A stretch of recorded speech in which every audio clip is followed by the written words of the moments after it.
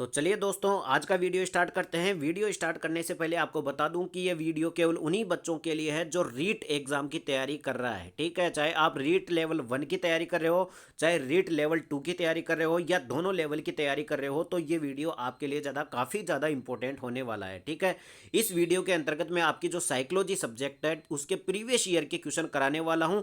इस क्लास के माध्यम से मैं 30 ऐसे महत्वपूर्ण क्वेश्चनों का 360 सॉल्यूशन कराने वाला हूं जो कि प्रीवियस ईयर एग्जाम में बहुत ज़्यादा रिपीट हुए हैं, चाहे वो रीट लेवल 1 हो, चाहे लेवल 2 हो, या थर्ड ग्रेड एग्जाम हो, या सीटेट एग्जाम हो। जिन 30 क्वेश्चनों की मैं बात करने वाला हूं वो हर एग्जाम के अंतर्गत बार बार रिपीट होने वाले क्वेश्चन हैं, तो उन सभी का मैं 360 सॉल्यूशन करने वाला हूं। यानी कि उस क्वेश्चन को किस प्रकार से घुमा घुमा करके अब तक एग्जाम में पूछा गया है, और उसके ऑप्शनों से कौन कौन से क्वेश्चन अभी तक एग्जाम में बन चुके हैं या बनने वाले हैं, उन सभी का मैं डिटेल में सॉल्यूशन कराने वाला हूं। तो बिना किसी देरी के वीडियो स्टार्ट करते हैं।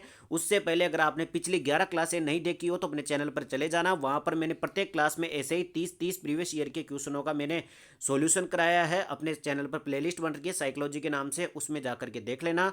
आज की हम क्लास स्टार्ट करते हैं, क्लास नंबर 12। इस क्लास के अंतर्गत भी अपन 30 क्वेश्चनों का जिक्र करने वाले हैं। तो बिना किसी देरी की वीडियो स्टार्ट करते हैं। अगर आपने अभी तक चैनल को सब्सक्राइब नहीं किया तो चैनल को सब्सक्राइब कर देना, और वीडियो पसंद आए तो वीडियो को लाइक भी कर देना। देखो दोस्तों, ये जो अपनी जो पीडीएफ चल रही थी इसमें पिछले प्रीवियस ईयर के 1000 महत्वपूर्ण क्वेश्चनों का समावेश था।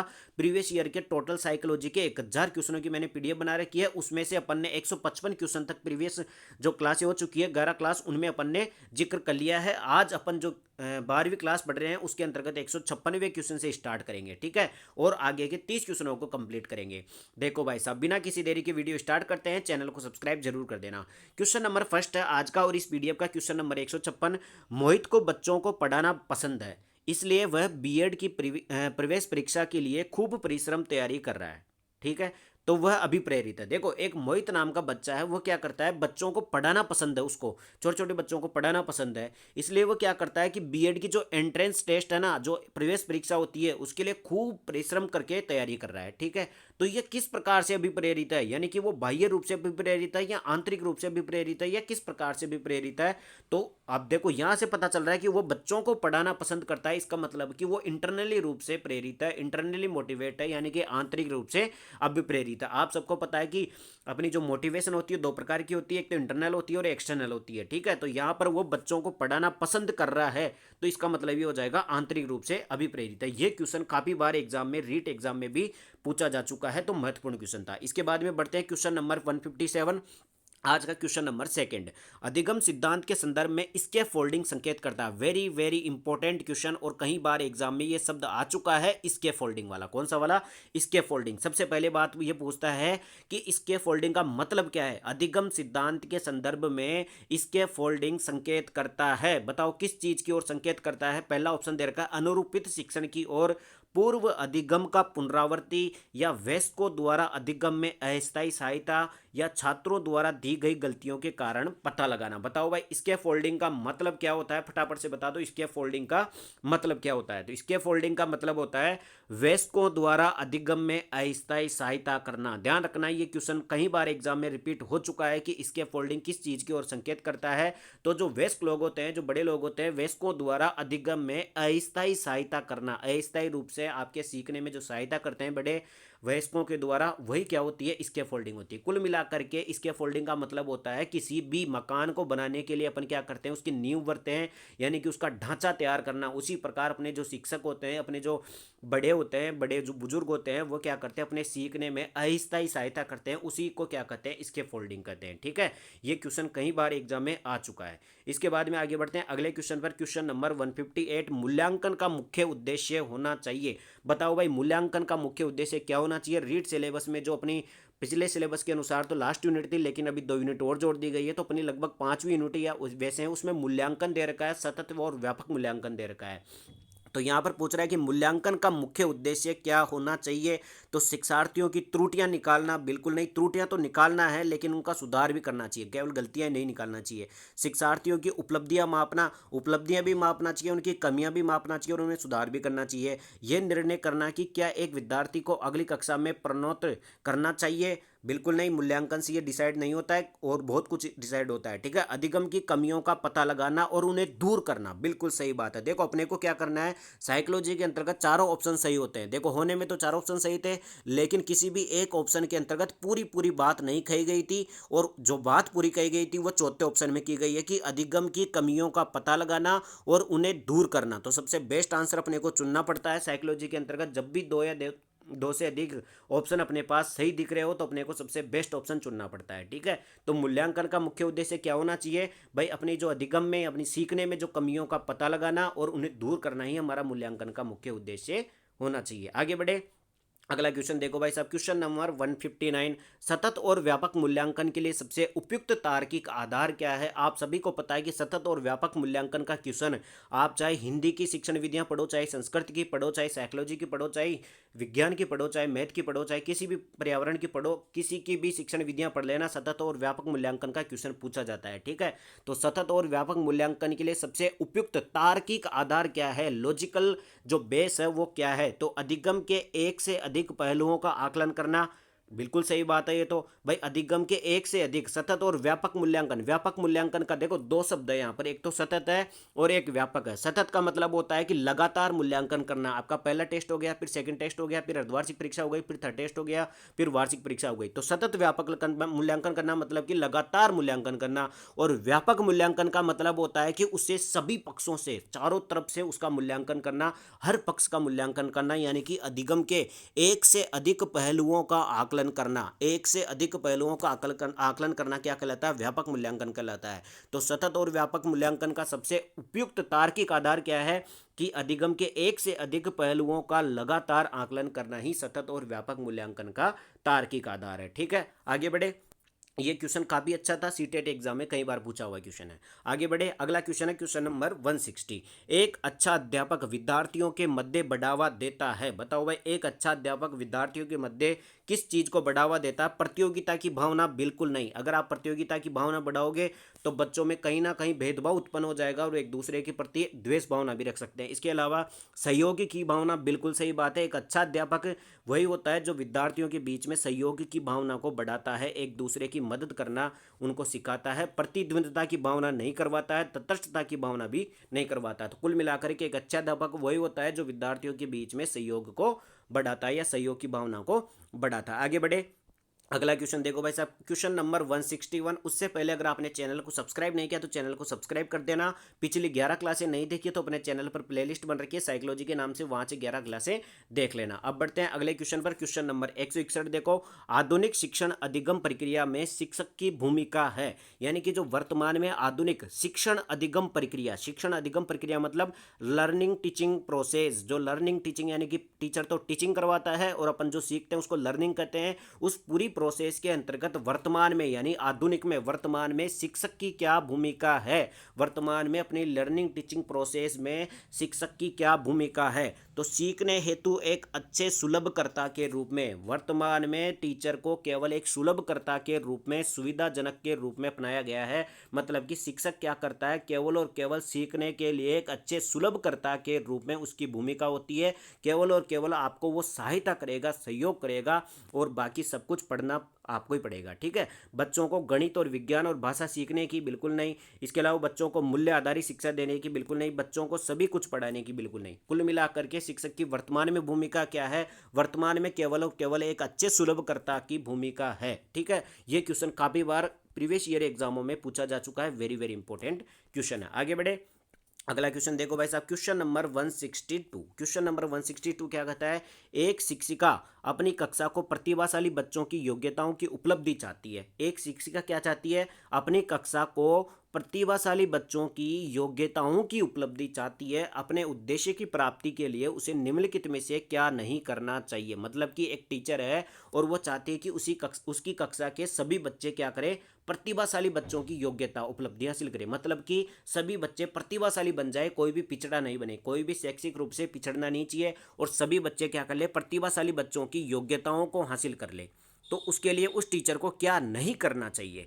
तो विशेष ध्यान के लिए उन्हें समकक्षियों से अलग करना, बिल्कुल सही बात है भाई। विशेष ध्यान के लिए उन्हें समकक्षियों से अलग नहीं करना चाहिए, मतलब कि वह अपनी कक्षा के बच्चों को अगर प्रतिभाशाली बच्चों की तरह योग्यताओं की उपलब्धि हासिल करवाना चाहती है तो वो उनको उनके समकक्षीय जो स्टूडेंट्स हैं उनसे अलग नहीं करना चाहिए। जैसे मतलब कि बहुत सारे बच्चे, एक क्लास में 40 स्टूडेंट है, अब टीचर चाहती है कि अपना जो ए नाम का बच्चा है वह क्या करे, प्रतिभाशाली योग्यताओं को ग्रहण करे।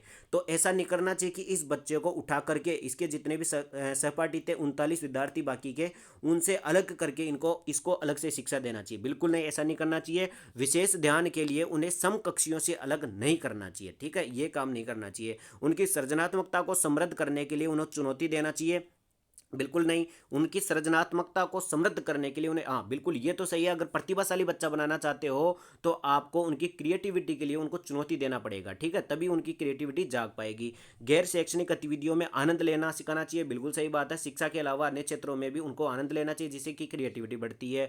तनाव को नियंत्रित करना सिखाना चाहिए, ये भी करना चाहिए। तो कुल मिलाकर क्या नहीं करना चाहिए, विशेष ध्यान के लिए उन्हें समकक्षियों से अलग नहीं करना चाहिए, मतलब कि किसी भी टीचर को अपने बच्चों को प्रतिभाशाली बनाने के लिए, प्रतिभाशाली बच्चों की योग्यताओं को हासिल करवाने के लिए, उन्हें विशेष ध्यान के लिए उन्हें समकक्षियों से अलग नहीं करना चाहिए। कुल मिलाकर के बच्चों को एक दूसरे से अलग नहीं करना चाहिए, उनके समकक्ष में ही रख करके उन्हें पढ़ाना चाहिए, शिक्षा देनी चाहिए, ठीक है। आगे बढ़े, अगला क्वेश्चन देखो भाई साहब, क्वेश्चन नंबर 163 क्या कहता है, मानव व्यक्ति परिणाम है, मानव व्यक्ति परिणाम है, बताओ भाई साहब, मानव व्यक्ति परिणाम है, किस चीज का परिणाम है, पालन पोषण और शिक्षा का, बिल्कुल नहीं। आनुवंशिकता और वातावरण की अंतःक्रिया का, बिल्कुल सही बात है। आप सभी को पता है कि अपना जो मानव होता है और जो व्यक्ति होता है उसके जो भी व्यवहार या आचरण है वो उसकी आनुवंशिकता और वातावरण की अंतःक्रिया का परिणाम है, बिल्कुल सही बात है। यहाँ पर आनुवंशिकता और वातावरण दोनों होगा, केवल वातावरण नहीं होगा, केवल आनुवंशिकता नहीं होगी, ठीक है। तो मानव या व्यक्ति किस चीज का परिणाम है, या आनुवंशिकता और वातावरण की अंतःक्रिया का परिणाम है, कई बार एग्जाम में पूछा जा चुका क्वेश्चन है, ठीक है। आगे बढ़े, अगला क्वेश्चन है क्वेश्चन नंबर 164। क्वेश्चन नंबर 164 क्या कहता है, कक्षा में जो विद्यार्थी प्रश्न पूछते हैं उन्हें, यानी कि जो कक्षा में, यानी कि ऐसे स्टूडेंट्स जो कक्षा में प्रश्न पूछते हैं उन्हें क्या कहा जाता है। यहाँ पे देखो ऑप्शन से करना पड़ेगा इस क्वेश्चन को। उन्हें कक्षा के बाद शिक्षक से मिलने की सलाह दी जाए। अच्छा, ऐसे पूछ रहा है कि अगर कोई स्टूडेंट्स है वो क्लास में अगर प्रश्न पूछते हैं तो उनके साथ क्या करना चाहिए, कक्षा के बाद शिक्षक से मिलने की सलाह दी जानी चाहिए या फिर उनको उसी वक्त उनका जो प्रश्न है उनका सॉल्यूशन देना चाहिए। तो सही बात है, कक्षा के बाद शिक्षक से मिलने की सलाह नहीं दी जानी चाहिए, उनको तुरंत उनके प्रश्न का सवाल जवाब देना चाहिए, ठीक है। कक्षा चर्चा में भाग लेने के लिए प्रोत्साहित किया जाना चाहिए, लगातार प्रश्न पूछने के लिए प्रोत्साहित करना चाहिए, बिल्कुल सही बात है। बच्चे को लगातार प्रश्न पूछने के लिए प्रोत्साहित करना चाहिए। अगर कुछ स्टूडेंट्स क्लास में खड़े होकर के टीचर से क्वेश्चन पूछते हैं तो उसको लगातार प्रश्न पूछने के लिए प्रोत्साहित करना चाहिए, यह नहीं कि उसको डांटना चाहिए या ऐसा बोलना चाहिए कि बाद में आकर के मुझसे पूछ लेना, ठीक है। तो लगातार प्रश्न पूछने के लिए उसको प्रोत्साहित करना चाहिए। आगे बढ़े, अगला क्वेश्चन आता है question number 165। Very very important question, कहीं बार एग्जाम में पूछा जा चुका है, कोई भी एग्जाम ऐसी नहीं है जिसमें ये प्रीवियस ईयर में 3-4 बार नहीं आया हो, ठीक है। उससे पहले अगर आपने चैनल को सब्सक्राइब नहीं किया तो चैनल को सब्सक्राइब जरूर कर देना, वीडियो पसंद आ रहा हो तो वीडियो को लाइक भी कर देना। देखो भाई साहब, क्वेश्चन नंबर 165 है, शिक्षा की किंडरगार्टन विधि पद्धति का प्रतिपादन किसने किया, किंडरगार्टन विधि या किंडरगार्टन पद्धति का प्रतिपादन किसने किया। कुल मिलाकर के किंडरगार्टन पद्धति जो है उसका प्रतिपादन, उसका प्रतिपादक कौन है, उसका संस्थापक कौन है, किसने किंडरगार्टन पद्धति दी है, तो वो दी है फ्रोबेल ने। वेरी वेरी इंपॉर्टेंट क्वेश्चन है। फ्रोबेल के द्वारा एक ही पद्धति दी गई है, वो कौन सी है, किंडरगार्टन पद्धति। छोटे बच्चों को जो मतलब जो पहली क्लास में भी एडमिशन नहीं ले सकते उनको, छोटे बच्चों को किंडरगार्टन के अंतर्गत भेजा जाता है। छोटे छोटे बच्चों को बाग बगीचों में कुल मिलाकर के खेल के माध्यम से उनकी रुचि जगाई जाती है, स्कूल जाना सिखाया जाता है। तो किंडरगार्टन पद्धति किसके द्वारा दी गई थी, फ्रोबेल के द्वारा दी गई थी। किसके द्वारा दी गई है, फ्रोबेल के द्वारा दी गई है। वेरी वेरी इंपॉर्टेंट क्वेश्चन है। इसके अलावा आपको मॉन्टेसरी नाम सुना होगा, मॉन्टेसरी, मारिया मॉन्टेसरी ने कौन सा दिया था, मॉन्टेसरी पद्धति दी थी। कौन सी दी थी, मॉन्टेसरी पद्धति किसने दी थी, मारिया मॉन्टेसरी ने दी थी। किसने दी थी, मारिया मॉन्टेसरी ने मॉन्टेसरी पद्धति दी थी। और फ्रोबेल ने कौन सी पद्धति दी है, किंडरगार्टन पद्धति दी है। आगे बढ़े, अगला क्वेश्चन देखो भाई साहब, क्वेश्चन नंबर 166। देखो ये सारे के सारे क्वेश्चन क्या है, थोड़े थ्योरेटिकल है, इनमें कोई फैक्ट नहीं है, ठीक है। तो थ्योरेटिकल तो थ्योरी के हिसाब से पढ़ेंगे। निम्नलिखित में से कौन सा कथन अधिगम के संबंध में सही है? बताओ भाई, अधिगम के संबंध में सीखने के बारे में कौन सा कथन सही है? बच्चों द्वारा की गई त्रुटियों से संकेत मिलता है कि किस प्रकार का अधिगम नहीं हुआ है। बिल्कुल नहीं, ऐसा तो होता ही नहीं है। बच्चों द्वारा की गई त्रुटियों से संकेत मिलता है कि किस प्रकार का अधिगम नहीं हुआ है। बिल्कुल नहीं।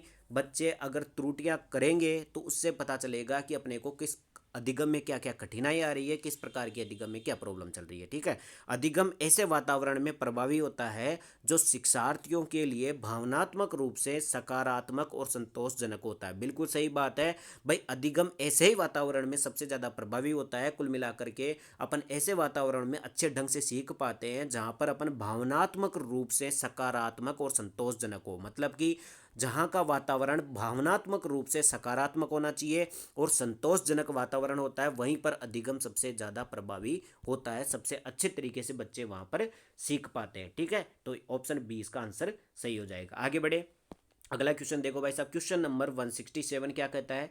क्वेश्चन नंबर 167 है, जब बालक की परीक्षा द्वारा मापी हुई योग्यता के सही मूल्यांकन में स्थायित्व होता है तब उस परीक्षा को क्या कहते हैं? देखो वेरी वेरी इंपॉर्टेंट क्वेश्चन है।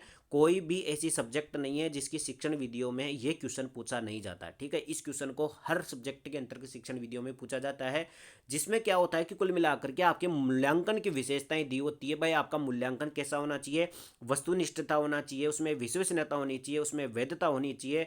तो उसी मूल्यांकन की विशेषताओं में से अपने को पहचानना है कि यहाँ पर कौन से मूल्यांकन की विशेषता की बात की गई है। देखो क्वेश्चन क्या है, जब बालक की परीक्षा द्वारा मापी हुई योग्यता के सही मूल्यांकन में स्थायित्व होता है। मतलब कि कोई बालक है, वो परीक्षा दे रहा है, एग्जाम दिया उसने, और उसकी योग्यता के सही मूल्यांकन में स्थायित्व होता है। मतलब कि चाहे आप उसके फर्स्ट टेस्ट में उसने आंसर दिया हो, चाहे सेकंड टेस्ट में दिया हो, चाहे थर्ड टेस्ट में दिया हो, एक ही आंसर दे रहा है, मतलब कि उसका आंसर एक ही है, स्थायी है। इसका मतलब वो क्या हो जाएगा, उसके मूल्यांकन में वस्तुनिष्ठता आ जाएगी। हमेशा स्थायित्व शब्द से पकड़ लेना, जहां पर भी स्थायित्व की बात आ जाए उसमें कौन सा गुण हो जाएगा, वस्तुनिष्ठता, ऑब्जेक्टिविटी आ जाएगी। आप सभी जानते हो कि आप जब एमसीक्यू क्वेश्चन देते हो, आपका जो एग्जाम होता है वो भी एमसीक्यू क्वेश्चन है। तो ऑब्जेक्टिविटी में क्या होता है कि प्रत्येक क्वेश्चन का केवल और केवल एक ही आंसर होता है, चाहे वो रीटेक लेवल 1 में आ जाए, चाहे लेवल 2 में आ जाए, सीटेट में आ जाए, चाहे सेकंड ग्रेड में आ जाए, थर्ड ग्रेड में आ जाए। किसी भी एग्जाम में कोई क्वेश्चन पूछा जाए तो उसका आंसर हमेशा एक ही होता है। जैसे अपन ने पढ़ा किंडरगार्टन पद्धति किसने दी, तो फ्रोबेल ने दी। चाहे कहीं से भी क्वेश्चन पूछ लो, कहीं कोई सी भी एग्जाम में पूछ लो, उसका आंसर क्या होगा, फ्रोबेल ही होगा, ठीक है। तो यहाँ पर आंसर में क्या हो रहा है, स्थायित्व आ रहा है। तो ये गुण कौन सा हो जाएगा, वस्तुनिष्ठता का, ऑब्जेक्टिविटी का गुण हो जाएगा, ठीक है। तो ये मूल्यांकन की विशेषताओं से हर बार क्वेश्चन एग्जाम में पूछा जाता है। वेरी वेरी इंपॉर्टेंट क्वेश्चन है। आगे बढ़े, अगला क्वेश्चन देखो, क्वेश्चन नंबर 168 क्या कहता है, निम्न में से कौन सा शारीरिक विकास का एक प्रमुख नियम है? बताओ भाई, यहाँ पर कुछ नियम दे रखे हैं, ये पूछ रहा है कि इनमें से कौन सा शारीरिक विकास का एक प्रमुख नियम है। मानसिक विकास से भिन्नता का नियम? बिल्कुल नहीं, मानसिक विकास से भिन्नता का नियम शारीरिक विकास का नियम नहीं है।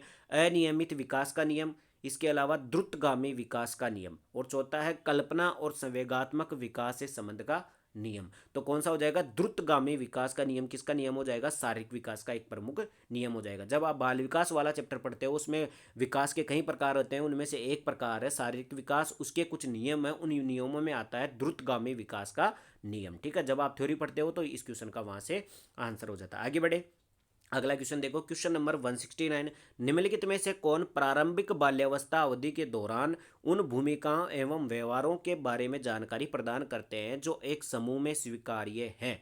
निम्नलिखित में से कौन प्रारंभिक बाल्यावस्था अवधि के दौरान, प्रारंभिक बाल्यावस्था अवधि के दौरान उन भूमिकाओं एवं व्यवहारों के बारे में जानकारी प्रदान करते हैं जो एक समूह में स्वीकार्य हैं? तो सीधी सी बात है, माता पिता और भाई बहन। कौन हो जाएंगे, माता पिता और भाई बहन। कुल मिलाकर के प्रारंभिक बाल्यावस्था अवधि के दौरान की बात कर रहा है। प्रारंभिक बाल्यावस्था अवधि कौन सी होती है भाई, शिशु अवस्था होती है 0 से 2 वर्ष, ठीक है। फिर अपनी जो बाल्यावस्था मानी जाती है वो 3 से लेकर के कहाँ तक मानी जाती है, 6 वर्ष तक मानी जाती है, 6 या 7 12 वर्ष तक मानी जाती है वैसे तो। लेकिन आपकी जो 3 से 5 या 6 वर्ष की होती है वह पूर्व बाल्यावस्था होती है, और 6 से लेकर के फिर 12 की होती है वह कौन सी होती है, उत्तर बाल्यावस्था होती है। तो ये प्रारंभिक बाल्यावस्था अवधि के दौरान की बात कर रहा है कि बच्चे के भूमिकाओं और व्यवहार में कुल मिलाकर के उसको जो कुछ भी सिखाया जाता है उसमें कौन कार्य करता है, उसके माता पिता और भाई बहन काम करते हैं। ठीक है, तो पूर्व बाल्यावस्था के दौरान या प्रारंभिक बाल्यावस्था अवधि के दौरान बच्चा किससे सीखता है, वह माता पिता और उसके भाई बहन से सीखता है। आगे बढ़े, अगला क्वेश्चन देखो भाई साहब, question number 170, very very important question है। क्वेश्चन नंबर 170, निम्नलिखित में से कौन सा आयु समूह प्रवर्ती बाल्यावस्था श्रेणी के अंतर्गत आता है? बताओ भाई, प्रवर्ती बाल्यावस्था श्रेणी के अंतर्गत कौन सा आयु समूह आता है?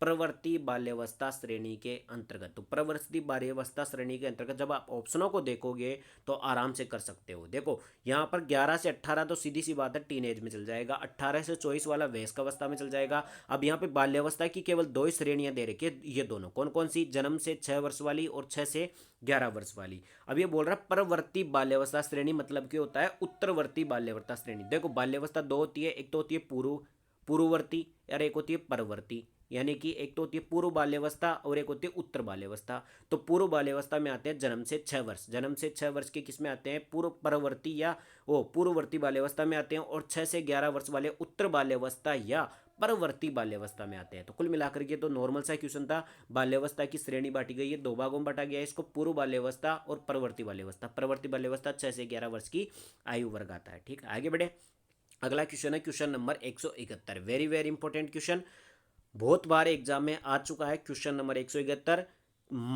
में मापन की भूमिका सब सीखी हुई कुशलताओं में निष्पादन का एक संपूर्ण अवलोकन देती है। मतलब ये पूछ रहा है कि कौन सा मूल्यांकन ऐसा होता है जिसके मापन में देखो जैसे कि यहाँ पे हो रहा है योगात्मक मूल्यांकन, जैसे योगात्मक मूल्यांकन में मापन की भूमिका सब सीखी हुई कुशलताओं में निष्पादन का एक संपूर्ण अवलोकन देती है।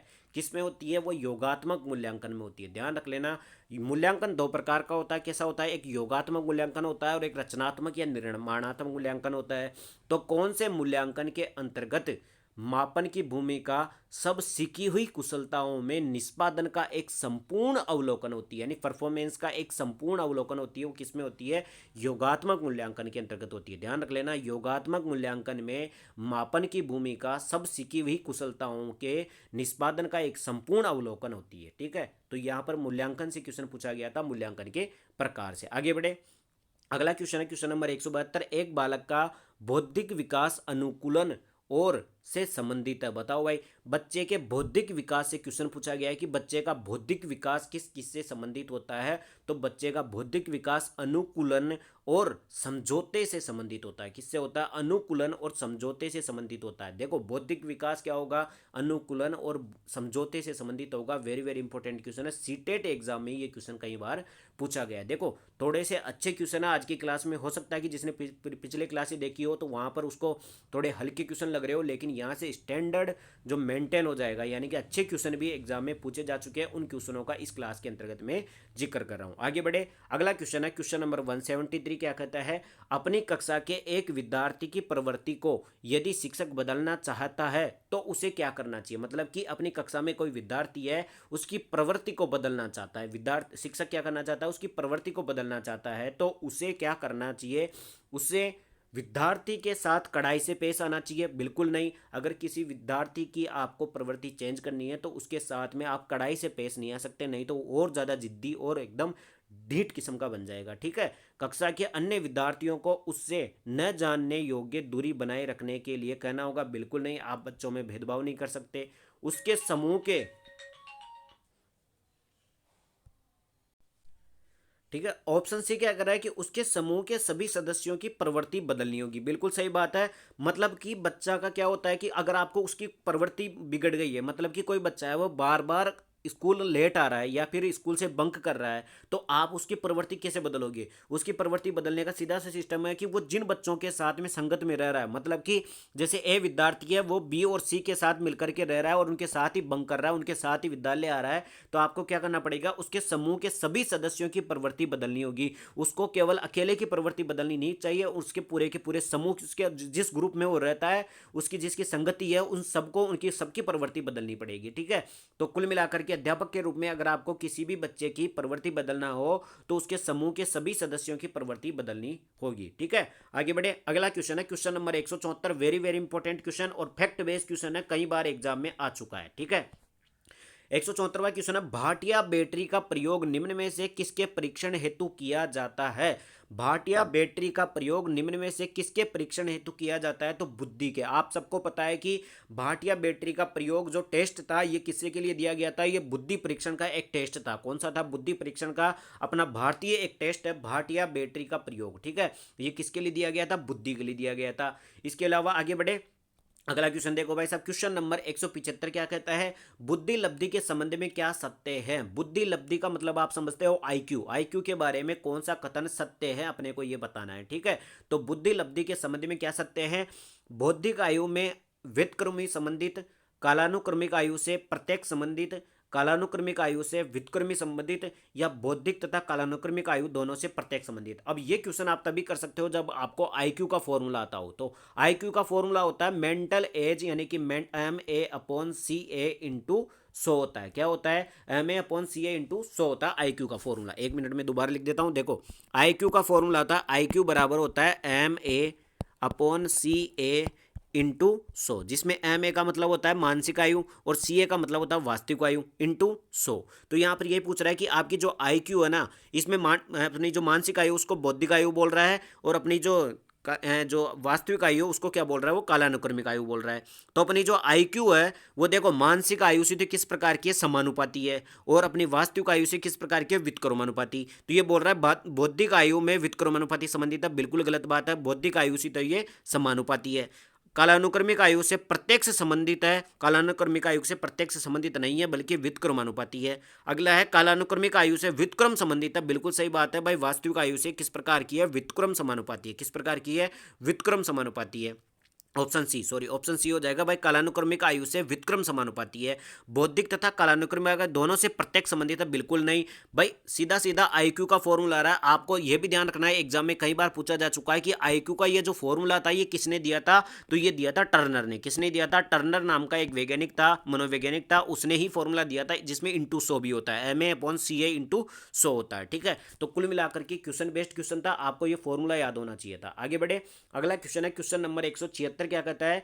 बुद्धि का तरल मोजेक मॉडल किसने दिया था? वेरी वेरी इंपॉर्टेंट क्वेश्चन, कई बार एग्जाम में आ चुका है कि बुद्धि का तरल मोजेक मॉडल। देखो, बुद्धि के अंतर्गत कुछ मॉडल दिए गए थे, उनमें से एक मॉडल था तरल मोजेक मॉडल। ये किसके द्वारा दिया गया था? तो बताओ, एक केटल के द्वारा, गिलफर्ड के द्वारा, इसके अलावा ऑप्शन सी क्या कर रहा है? थर्स्टन के द्वारा या स्पेरमैन के द्वारा। तो ध्यान रख लेना, तरल मोजेक मॉडल दिया गया था किसके द्वारा? केटल के द्वारा। किसके द्वारा दिया गया था? केटल के द्वारा दिया गया था तरल mosaic model. Very very important question है, कई बार पिछले एग्जामों में आ चुका है। आगे बढ़े, अगला क्वेश्चन है क्वेश्चन नंबर 177। ये क्या कहता है भाई? संबंध प्रतिक्रिया सिद्धांत में पावलोव ने प्रयोग किया था। आप सबको पता है कि पावलोव ने किस पर प्रयोग किया था? वो किया था कुत्ते पर। आपको कई बार पिछली क्लासों में पढ़ा चुका हूं भाई, पावलोव पर एग्जाम में कौन कौन से क्वेश्चन अभी तक पूछे जा चुके हैं। सबसे पहले तो आपको पूछा जाएगा कि अधिगम के कौन सा सिद्धांत पावलोव ने दिया था? तो शास्त्रीय अनुबंधन का सिद्धांत या प्राचीन अनुबंधन का सिद्धांत। शास्त्रीय या प्राचीन अनुबंधन का सिद्धांत किसने दिया था? पावलोव ने दिया था। ये क्वेश्चन एग्जाम में पूछा हुआ है। इसके अलावा पावलोव ने किस पर प्रयोग किया था? इसने कुत्ते पर प्रयोग किया था। ये क्वेश्चन भी एग्जाम में पूछा हुआ है। पावलोव कहाँ का रहने वाला था? ये रूस का मनोवैज्ञानिक था। ये भी आपको एग्जाम में पूछा हुआ क्वेश्चन है। इसके अलावा पावलोव से कौन सा क्वेश्चन पूछेगा? और ये तो पता चल गया, प्राचीन अनुबंधन का सिद्धांत हो गया। एक सहसंबंध का सिद्धांत, इसी में क्या होता है कि सहसंबंध का सिद्धांत भी इसी ने दिया था। ये जो प्राचीन अनुबंध का सिद्धांत है इसी को सहसंबंध का सिद्धांत भी कहा जाता है, क्योंकि इसमें संबंध बिठा लेता है। जैसे कुत्ते का भोजन के साथ में संबंध बैठ गया था, उसकी लार का भोजन के साथ संबंध बैठ गया था, उसके बाद में धीरे धीरे वो घंटी के साथ में संबंध बैठ गया था। इस कारण से सहसंबंध का सिद्धांत भी कहा जाता है। तो पावलोव के सारे क्वेश्चन अभी तक एग्जाम में पूछे जा चुके हैं। वेरी वेरी इंपॉर्टेंट क्वेश्चन है। इसके अलावा आप सबको पता है कि बिल्ली पर, देखो आंसर क्या हो जाएगा? कुत्ते पर हो जाएगा। पावलोव ने तो किस पर प्रयोग किया था? कुत्ते पर प्रयोग किया था। इसके अलावा बिल्ली पर किसने प्रयोग किया था? बिल्ली पर प्रयोग किया था थॉर्नडाइक ने। ध्यान रख लेना, प्रयास एवं त्रुटि का सिद्धांत दिया था बिल्ली पर प्रयोग करके थॉर्नडाइक ने। इसके अलावा चूहे पर प्रयोग किसने किया था? आप सबको पता है कि स्किनर ने किया था, और उसका सिद्धांत था क्रिया प्रसूत अनुबंधन का सिद्धांत। कौन सा था?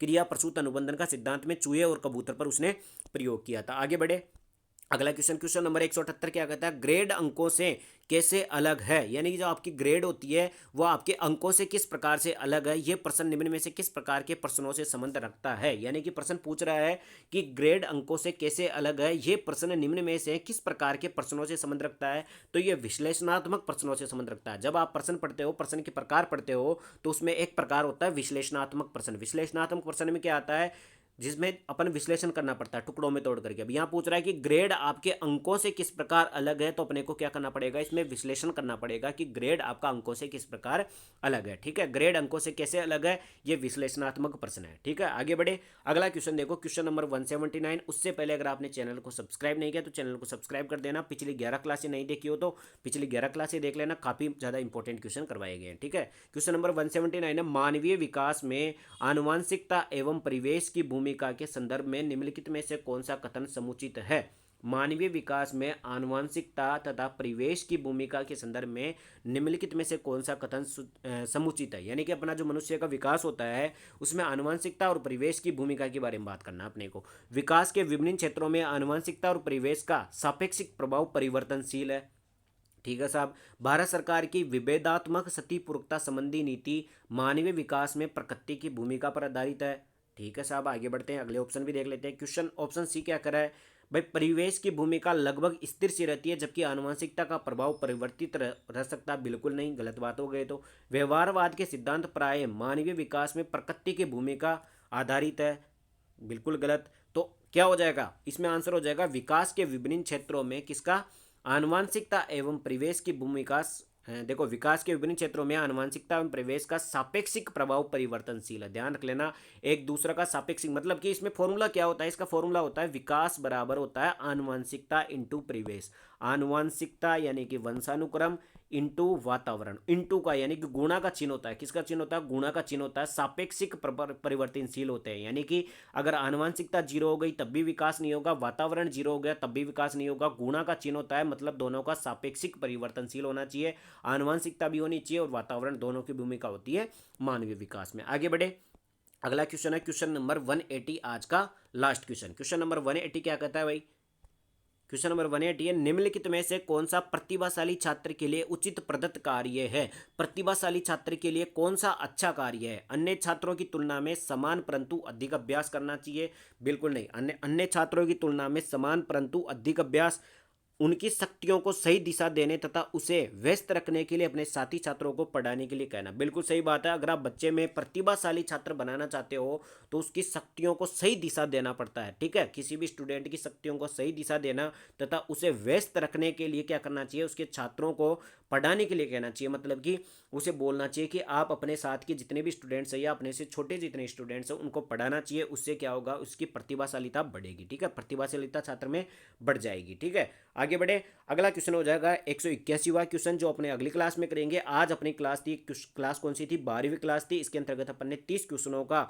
जिक्र कर लिया है और पिछली 11 क्लासें जिसने नहीं देखी है अपने चैनल पर प्लेलिस्ट बन रखी है, वहाँ पर जाकर के देख लेना। वहाँ पर प्रत्येक क्लास में ठीक इसी प्रकार से 30 क्वेश्चनों का मैंने 360 सॉल्यूशन कराया है। इस क्लास में तो थोड़े बहुत मतलब थ्योरेटिकल क्वेश्चन थे, इस कारण से इनमें ज़्यादा अपन प्रीवियस ईयर के क्वेश्चन भी नहीं बता सकते क्योंकि ये कभी कभी बन के आते हैं क्वेश्चन। ठीक है, लेकिन जो वैज्ञानिकों पर आधारित है, मनोवैज्ञानिक आपको याद नहीं हो रहे हैं कौन सा सिद्धांत किसने दिया है, तो पिछली क्लासें देख लेना। पिछली क्लासों में मैंने बिल्कुल आपको बार बार रिवाइज करा करके आपको कंठस्थ याद करवा दिया था। तो पिछली क्लासें नहीं देखी हो तो देख लेना, चैनल पर प्लेलिस्ट बन रखी है। बाकी वीडियो पसंद आए तो वीडियो को लाइक कर देना, चैनल को सब्सक्राइब कर देना। मिलते हैं कल सुबह 7 बजे, डेली की सुबह 7 बजे आपको क्लास मिलती है, एक क्लास जिसमें 30 क्वेश्चनों का, मैं प्रीवियस ईयर के 30 क्वेश्चनों का 360 सॉल्यूशन करवाता हूं। तो मिलते हैं कल क्लास में, 13वीं क्लास होगी कल की सुबह 7 बजे। और बाकी वीडियो पसंद आए तो वीडियो को लाइक कर देना, चैनल को सब्सक्राइब कर देना। धन्यवाद।